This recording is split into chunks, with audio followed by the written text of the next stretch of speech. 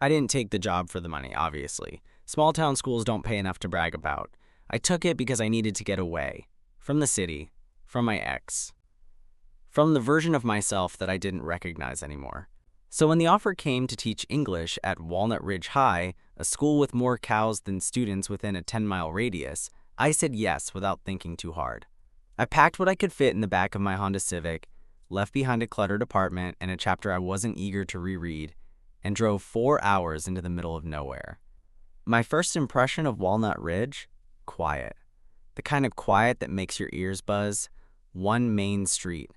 A diner, a hardware store, a gas station that also sells bait, and a high school with a parking lot full of muddy trucks.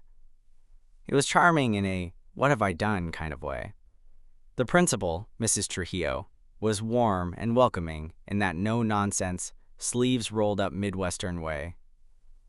"You're a little younger than I expected," she said, shaking my hand. "But that's probably a good thing. The kids could use some new energy." I smiled, trying not to look like I had no idea what I was doing. "I'll do my best. You'll be in room 204, and you'll probably meet Coach Barrett before long.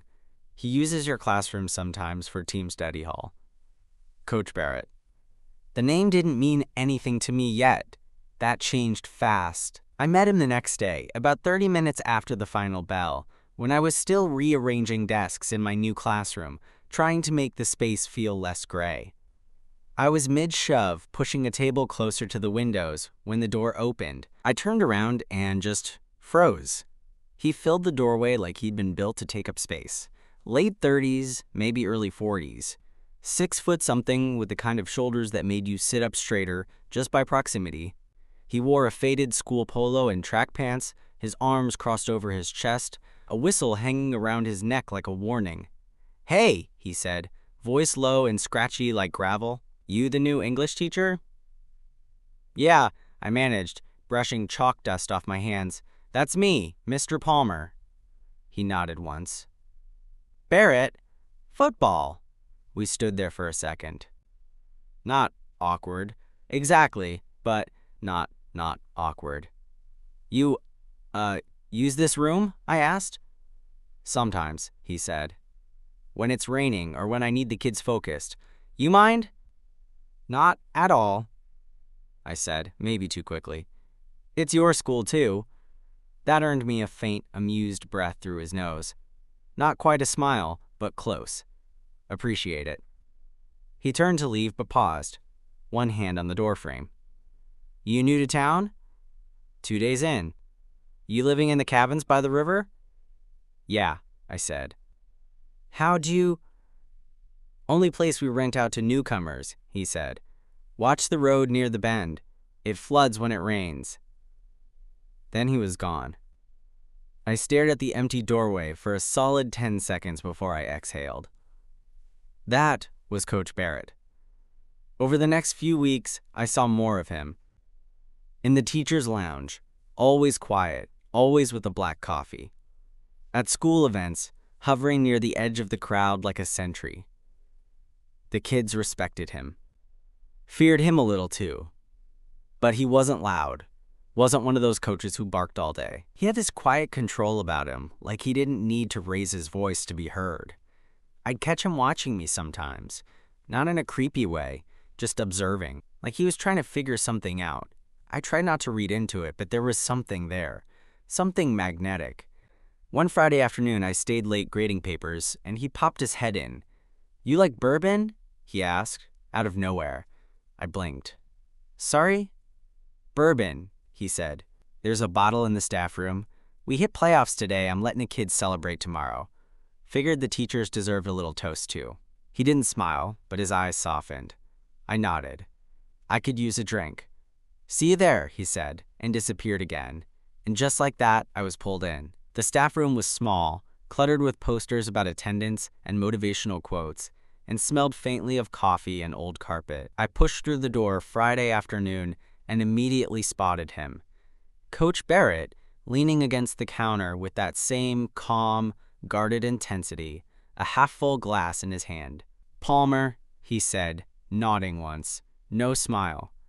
But there was a flicker in his eyes, like he was testing me. "Over here," I followed him to the corner, grabbed a glass, and poured myself a modest amount. The bourbon burned just enough to make me feel alive. He clinked his glass against mine. "To surviving small-town football playoffs," he said, deadpan. "To surviving small-town football playoffs," I repeated, because what else do you say? We drank in silence. And somehow that silence wasn't awkward. It felt charged. He wasn't just standing there, he was aware. And I was aware of him.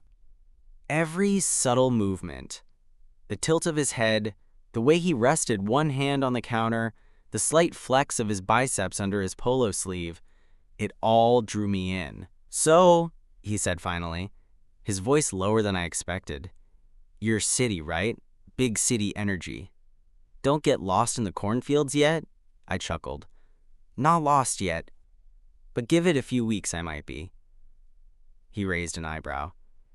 "I can show you around, keep you from ending up in a ditch somewhere." I froze for a second. That was an offer. A real one. And the casual way he said it, like he was offering a tour, but maybe also testing if I'd say yes, made my pulse race.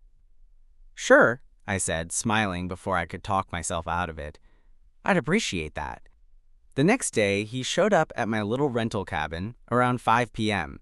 Just him, tall, broad-shouldered, jeans, and a hoodie, looking casual, but perfect in a way that made me wonder if he knew exactly how he looked. We drove through the town, him pointing out the hardware store, the diner where the regulars sat for hours, and even the little river trail that ran behind the school. He didn't talk much, but when he did, it was enough. Direct. Teasing in a subtle way. Like he was letting me in, but not all the way. Not yet. We ended up at the football field. Empty. The stands were quiet, the goalposts standing like sentinels against the sunset. "Nice view," I said, stepping onto the turf. He leaned against the railing, folding his arms. "It's ours," he said. "Every Friday night, every touchdown, every loss and win. This is what matters here." I watched him watch the field. He wasn't thinking about me, I told myself, and yet I could feel him, like static electricity hovering in the air. "You ever coached before?" I asked, needing to break the silence. "Only football," he said, shrugging.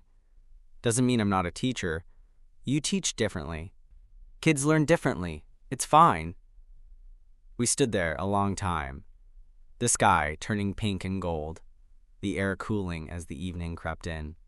Then he turned to me, and it felt like the first time he really looked at me, not just nodded in passing or observed from afar. "You like it here?" he asked. I nodded, even though my heart was doing a ridiculous dance in my chest.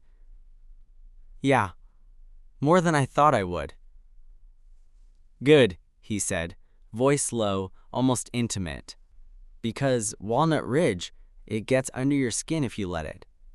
I nodded again, trying not to think about what he meant, trying not to think about him, and failing miserably.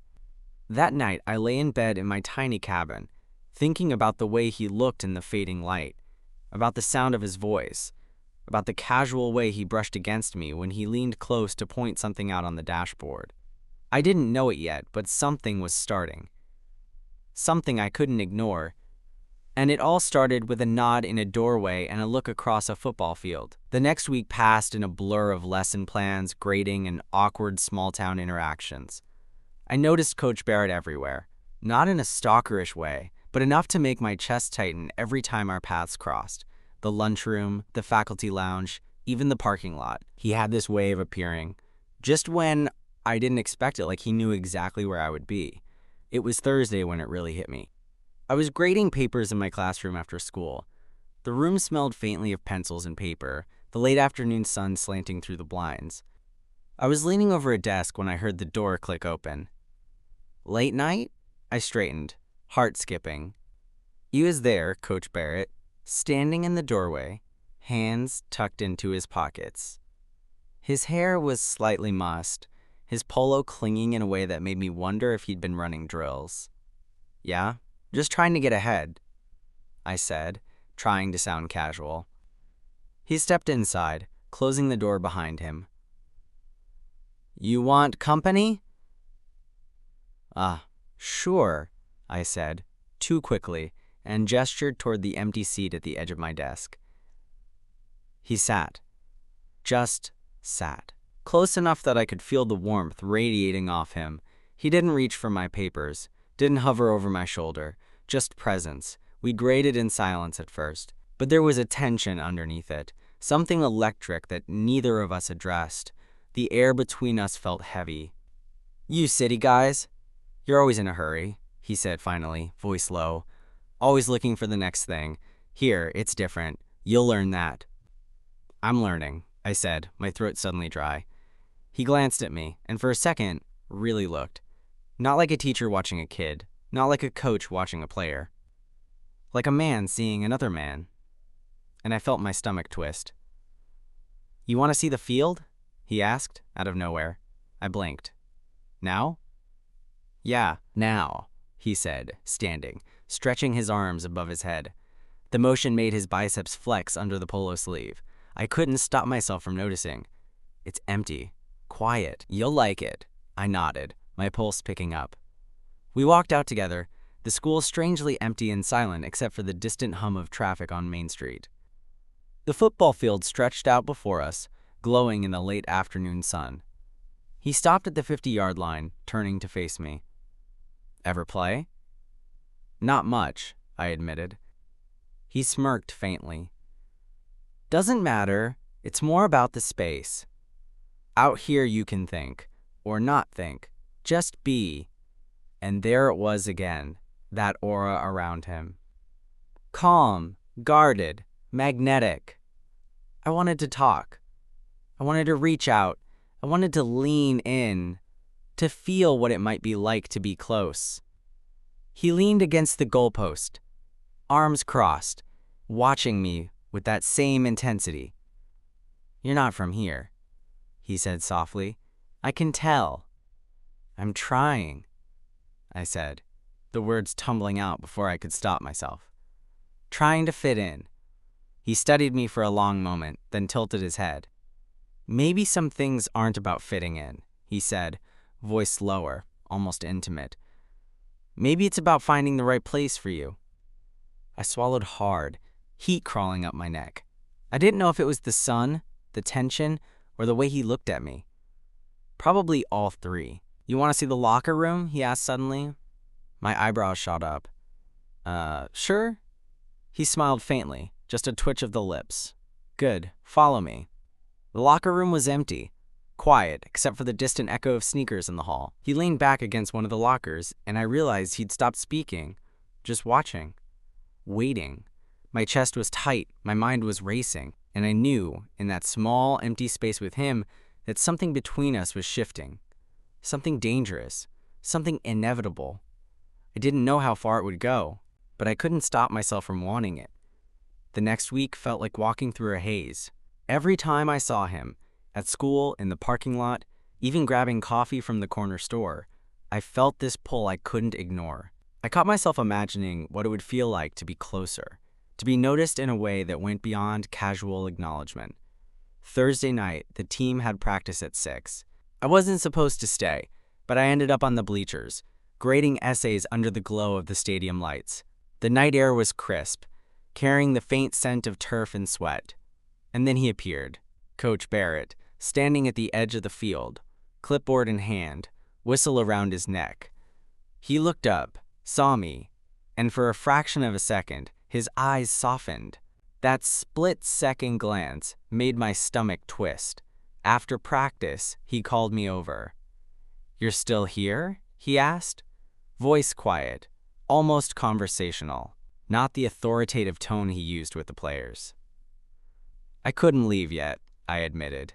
He nodded slowly. "Wanna walk?" We walked along the edge of the field, sideline lights flickering across the turf. The stands were empty now. The town had gone home.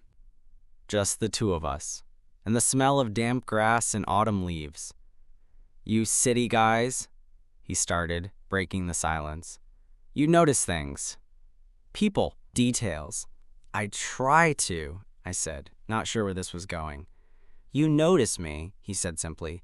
I froze, heart hammering. Maybe, I stammered. He stopped walking, turning to face me. His presence was magnetic, guarded but magnetic. He leaned against the railing, arms crossed, just watching me. The lights caught the sharp planes of his face. His eyes held something I couldn't name. Why? I blurted, before I could stop myself. Why do you notice me? A flicker of something passed across his face. Hesitation? Curiosity? Maybe both. He stepped closer, just enough that I could feel his warmth, but not close enough to cross a line. Because you're different, he said quietly. Not like everyone else here. I swallowed hard. Different good or different bad? He smirked faintly. Depends on the day. That smirk, it hit me in a way I wasn't prepared for. I wanted more. Wanted him to take that step closer. Wanted him to break that unspoken barrier. And for a brief second, I think he wanted the same. We didn't move, didn't speak. Just stood there, the autumn wind stirring our clothes, the lights casting long shadows across the empty field. My chest tightened, and I realized I was trembling, not from cold, but anticipation. Finally, he stepped back slightly, breaking the tension, but not completely. You should get going, he said softly. Early class tomorrow, right? I nodded, unable to trust my voice. He paused at the gate, glancing back at me. That look, it lingered. Not a goodbye, not a warning. Something else entirely. Something that promised this wasn't over. And as I drove back to my little cabin, the quiet streets of Walnut Ridge stretching before me, I knew I wasn't just thinking about football practice or essays. I was thinking about him, about the way he moved, the way he looked, the way he made me feel seen in a way no one else had in months. And I couldn't wait to see him again. It started with small things. He'd linger a little too long in the doorway when he passed my classroom. He'd hand me papers, and our fingers would brush, and I'd feel a spark shoot straight to my chest. There was this silent game we were playing, neither of us acknowledging it, but both of us feeling it. One Friday night, after a particularly grueling practice, he invited me to stick around for a bit. The kids have off-season meetings tomorrow. You probably shouldn't stay, he said casually, but there was a glint in his eyes. If you want, you can watch me run some drills. Helps me unwind. I said yes without thinking. The field was empty, except for the two of us. The night air was sharp, cool against my skin, and the lights cast long shadows across the turf. He started stretching, his hoodie over his head, and I realized my eyes were glued to him. The way his back muscles shifted under his shirt, the way his legs flexed as he moved, the subtle confidence in every motion. You're staring, he said suddenly, not confrontational, but curious. I swallowed hard. Just noticing. Noticing what? His tone was casual, but that edge of challenge was there. That edge that made my pulse spike and my stomach tighten. You, I admitted, barely above a whisper. He raised an eyebrow, a slow smirk tugging at the corner of his mouth. Me? Yes, you. There was a pause. Just long enough that I thought I'd crossed a line. Just long enough to make my chest pound in my ears. Then he stepped closer, and the air between us changed. Charged. Electric. Dangerous. Why me? He asked softly, but there was something more in his voice now. Something intimate. I didn't have an answer. I just shook my head. I don't know. I notice. He stopped right in front of me, close enough that I could feel his warmth. The smell of him, clean, a hint of sweat, something raw, hit me in a way that made my knees weak. You're different, he said, voice low, almost a growl. Not like the others, not like the kids. You. He trailed off, his eyes holding mine, dark, intense. You make me think. And then he did it, that single step closer.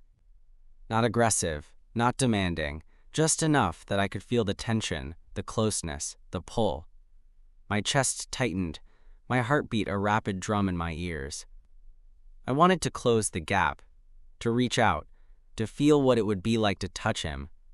But my hands stayed at my sides, frozen.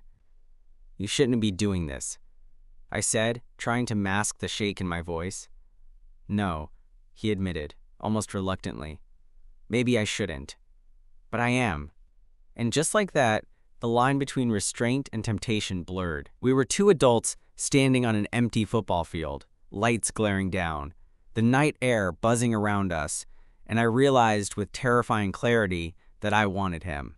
Wanted him more than I had wanted anyone in a long, long time. He took another step closer, just enough for me to feel it, close enough for my breath to hitch.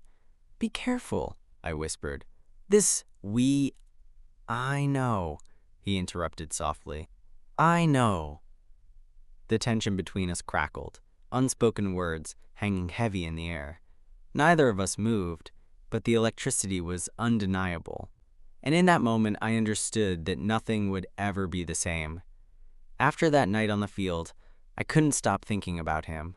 Every glance in the hall, every casual brush of hands felt electric. I kept replaying the way he'd stepped closer, the low murmur of his voice, the intensity in his eyes. I knew it wasn't just me. He wanted it too. That much was clear in every subtle gesture. The next evening, I stayed late grading essays again. It was quiet, almost too quiet, and I was aware of every creak in the floor, every distant sound from the hall. And then he appeared. "Palmer," he said softly, leaning against the door frame. The dim overhead lights caught his profile just right. Jawline sharp, eyes dark, shoulders broad. He looked dangerous, magnetic, and irresistible. "Hey," I whispered. My voice sounded small to my own ears. "Mind if I come in?" he asked. Not really a question. I shook my head. "Of course not." He stepped inside, closing the door behind him. The air between us was charged, heavy. I felt my pulse quicken, my stomach twisting in anticipation. He leaned against a desk, arms crossed, and studied me like I was a puzzle he wanted to solve. "Late nights again," he said, almost teasing, almost serious. "Grading," I said simply, but my hands were trembling slightly. He tilted his head, and the corner of his mouth lifted into a smirk. "You work too hard," he said. Then he stepped closer, closer than he needed to be. My breath hitched. The warmth radiating from him was overwhelming. I stammered. I wanted to speak, but the words caught in my throat. He lifted a hand, just brushing my arm, and the touch sent shivers down my spine. "Relax," he said softly, voice low, intimate. "Just be here with me for a minute." I nodded, unable to resist. My chest tightened as he moved just a little closer, close enough that our shoulders brushed. His presence filled the small room completely, leaving no space for anything else.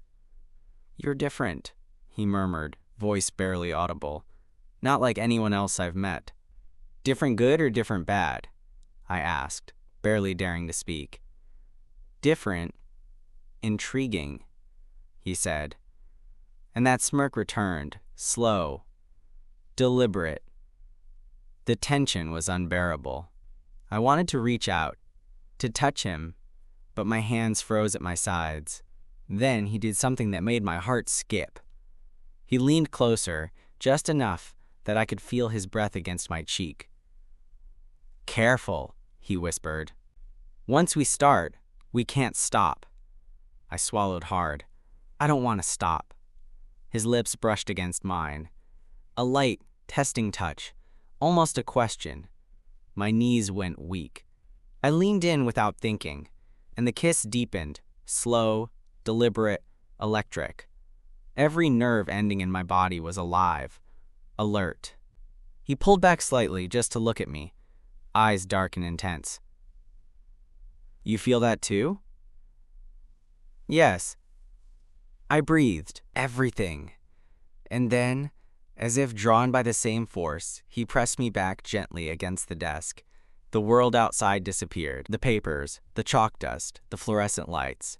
None of it mattered. There was only him, only us, and a tension that had been building for weeks now, exploding into something undeniable. His hands traced my arms, my sides, cautious but purposeful. I let him, letting myself get lost in the heat, the closeness, the intensity of everything I'd been denying myself. That night, for the first time in a long time, I didn't think about consequences, about town gossip, about lines we weren't supposed to cross. I only thought about him, Coach Barrett, and the way he made me feel seen, wanted, alive. By the time we pulled apart, both of us breathing heavily, I knew one thing for certain. Nothing in Walnut Ridge would ever feel the same again. The days that followed were a blur of stolen glances, accidental touches, and conversations that seemed innocent to everyone else but charged with the quiet electricity between us. I kept telling myself to be careful. Coach Barrett wasn't just any guy. He was the football coach, a respected figure in this tiny town, and somehow that made the tension between us feel even more forbidden, more thrilling. Every time I saw him, I felt it, the heat behind his gaze, the subtle shift of his stance when I passed, the lingering touch on my arm that seemed casual to anyone else. It was Tuesday evening when things escalated again. I was in the classroom late, organizing materials for the next day. He appeared at the door without knocking, leaning in slightly. "You here again?" I asked, heart racing. "Yeah," he said casually, but his eyes held a sharpness that made my stomach twist. "I wanted to see you." "Ah, okay," I said, trying to sound nonchalant.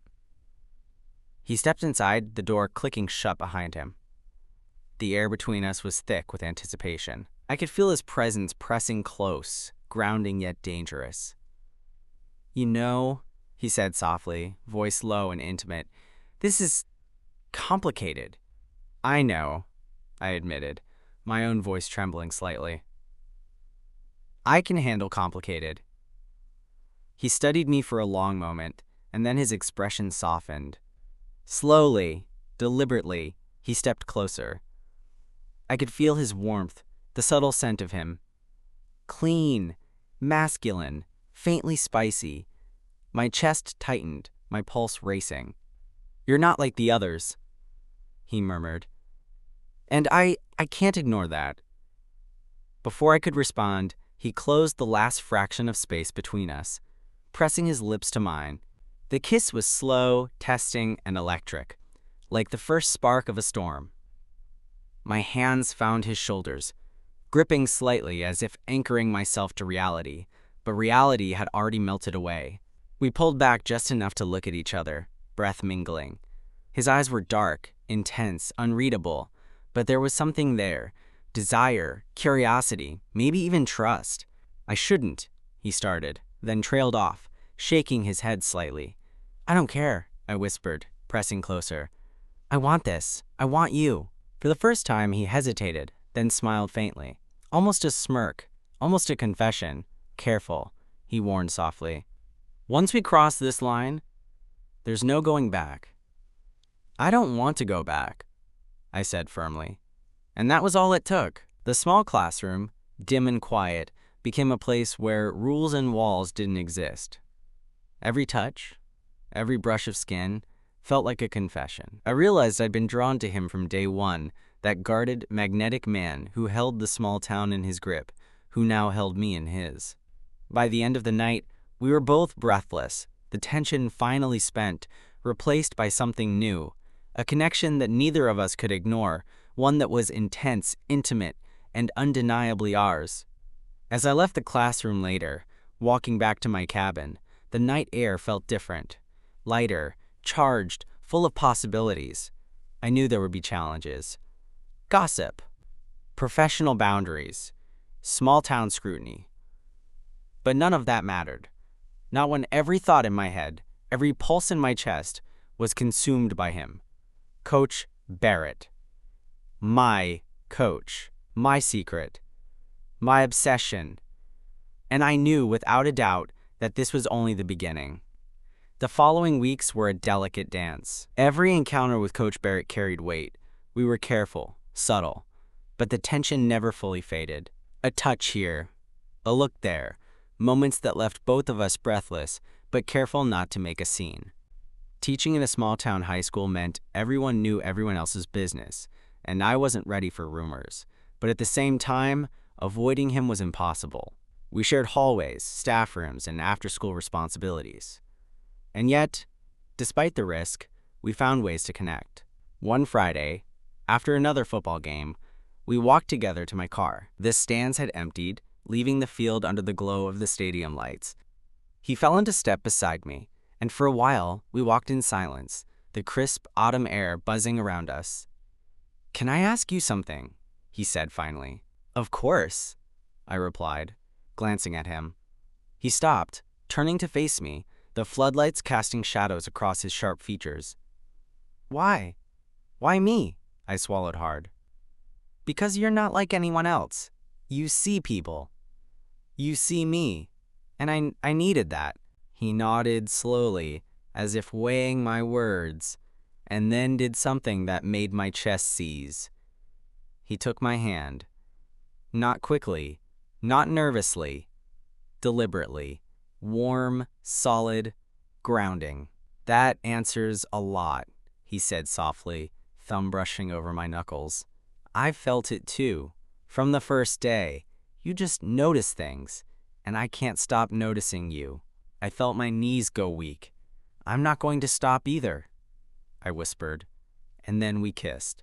Slow, careful at first, then urgent, like we were making up for all the tension and anticipation of the past weeks.